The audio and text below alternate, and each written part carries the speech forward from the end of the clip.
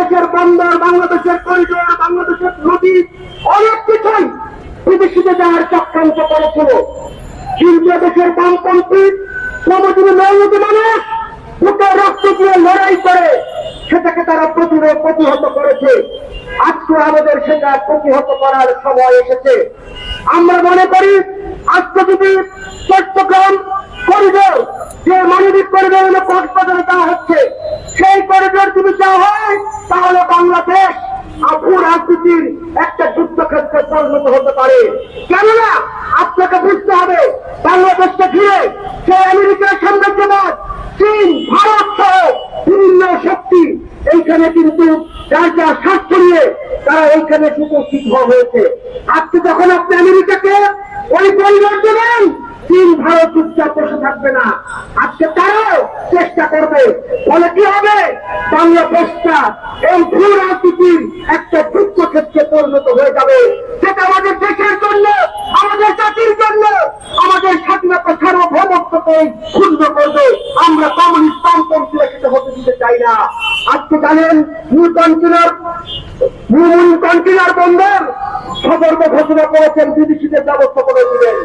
আমরা বলতে চাই, এর আগে খালেদার আমলে, হাসিনার আমলে বিভিন্ন সময় বন্দর দেওয়ার চেষ্টা করা হয়েছিল, সেটাকে আমরা রুখে দিয়েছিলাম। ঢাকা চট্টগ্রাম বন্দর লং মার্চ করে আমাদের দেশের মানুষের সেই ইতিহাস ঐতিহ্য আছে, আমরা রুখে দিতে জানি।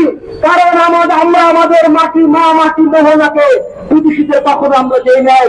এর আগে আমরা দেখেছি এরা আমাদের দেশের তেল গ্যাস নেওয়ার জন্য আমেরিকা সহ বিভিন্ন দেশ তারা চেষ্টা করেছে। তখন যারা ক্ষমতায় ছিল তারা বর্তমান অন্তর্বর্তী সরকারের চেয়ে আরো বেশি ক্ষমতা সম্পন্ন ছিল, তারা সেটা করতে পারে নাই। ডক্টর ইউনূস কি করবেন?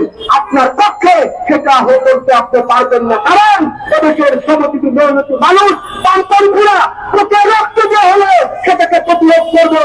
আমার দেশের মা মাটি মোহনা কোনোভাবেই আমরা বিদেশিদের হাতে তুলে দিতে পারি না।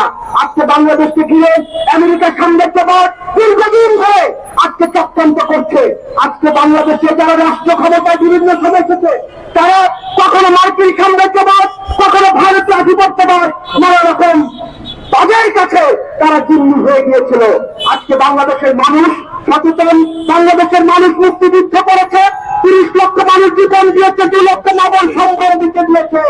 বাংলাদেশের মানুষ যুদ্ধ করে বাংলাদেশ স্বাধীন করেছে। আজকে তাই আজকে দেশের মানুষ তার কোনোভাবেই তার সীমানা, তার মাটি, মা মোহনা কোনো কিছুই আজকে বিদেশিদের হাতে তুলে দিতে পারে না।